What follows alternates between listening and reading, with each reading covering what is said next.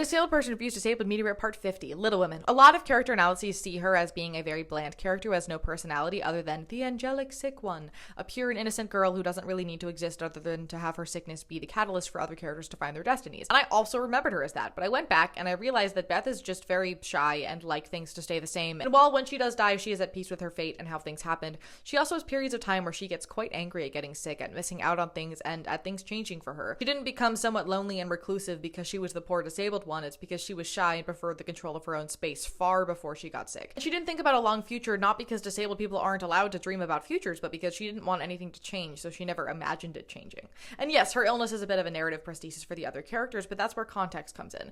Beth was based on Lizzie Alcott, Louisa's younger sister, so a lot of this characterization, the progression of her illness, the grief, understanding, all of that is authentic. Sure, it's not seen through Beth's point of view, so it might be a little bit skewed, but it is still very true to how the family experienced it and how it did very much impact their lives. So the real question is, but if the context isn't clear and the disabled audience still feels hurt by a narrative and considers it problematic as the story has lived on, is it still an issue? And I don't think I totally have an answer to that. If a narrative causes harm to you, it causes harm to you, and intention and impact are two totally different things. We've seen a lot of this with books parents write about the tragedy of having a disabled childhood, but I personally feel like historically Alcott's narrative of this illness was so much more realistic than the other narratives that existed at the time, and as long as it's understood with all of this nuance and context, which it often isn't in adaptations, I don't think it's an issue.